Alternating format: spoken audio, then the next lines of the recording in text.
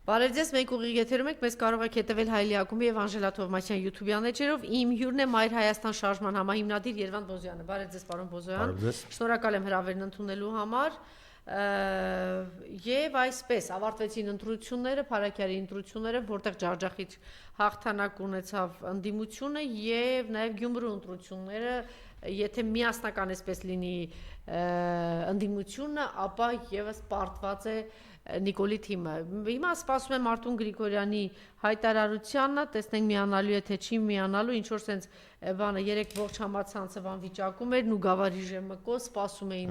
իրեն եւ կամ էլ ավելի միասեն զավեշ տալի բաներ են հարցնացուն ֆիլմի մեջ որ ասում Նատաշա չգիտեմ ինչով նայեն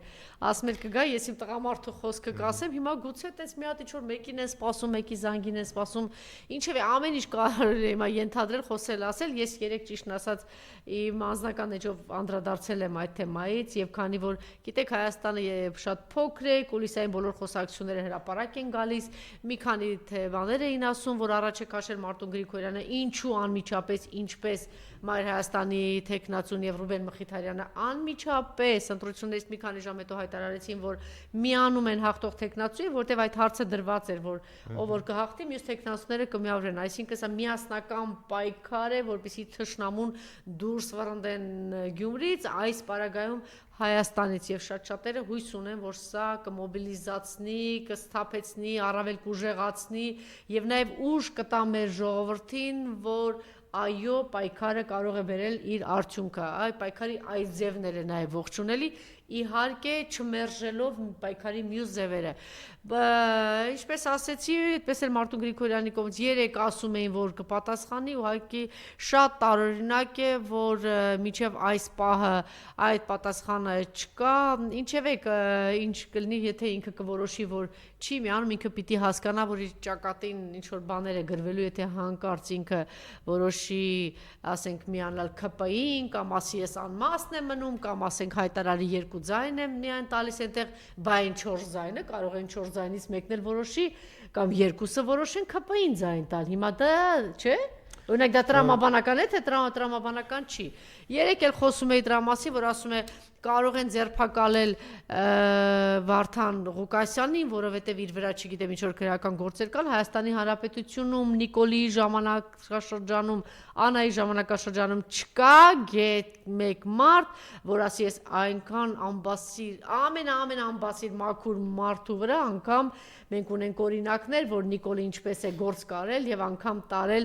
դատարանում սպանել այդ մարդուն, հետեւաբար այդպես ասել, որ իբրև թե մենք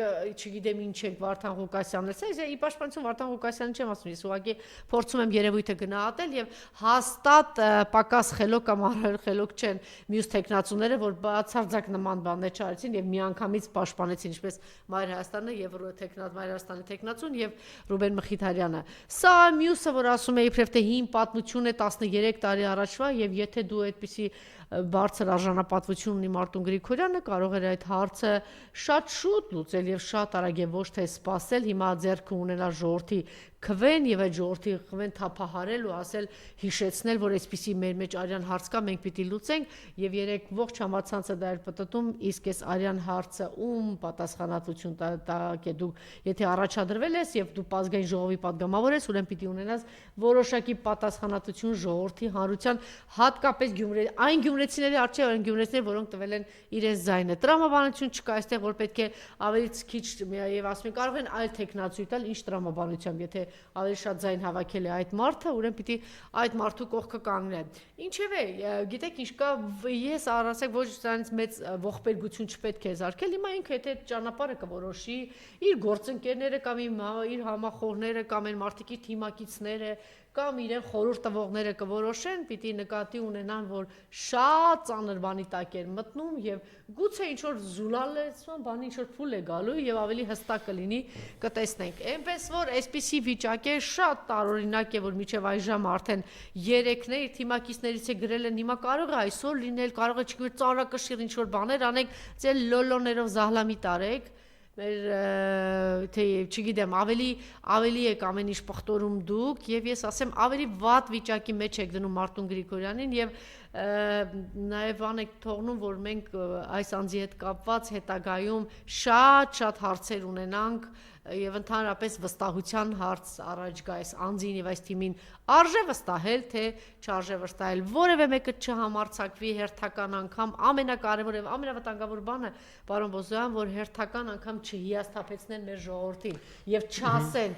ես այս պարագայում համաձայն եմ պարոն Բոզոյանի հետ որտեղ պարոն Բոզոյանը միշտ այն կարծիքին որ չպետք է մեղադրել ժողովրդի պետք է մեղադրել էլիտային այս պարագայում քաղաքական էլիտային մենք ասում ենք ժողովրդեսպես ժողովուրդը ինչ անի հիմա մեկին հավատում դուրս է գալիս պայքարի հիասթափում, մյուսին հավատում դուրս է գալիս փողոց հիասթափում, այն մյուսին հավատում գնում ազգային ժողովրդի հիասթափում, այն մյուսին հավատում գնում հիասթափում, հիմա այս հավատում գնում ձայնն է տալիս, տեղ չէ կանգնում, հավատում գնում է Սյունիքում ձայնն է տալիս, այդպես հավատում Վեդիում, չգիտեմ, քանի տեղ է ժողովուրդը գնացել եւ ընդդիմության ընտրել, բայց չեն կարողացել ի վերջո փողոցային պայքար ձևավորել զուգահեռ կարողանալ վռնդել այս թշնամական ուժերին։ Խնդրեմ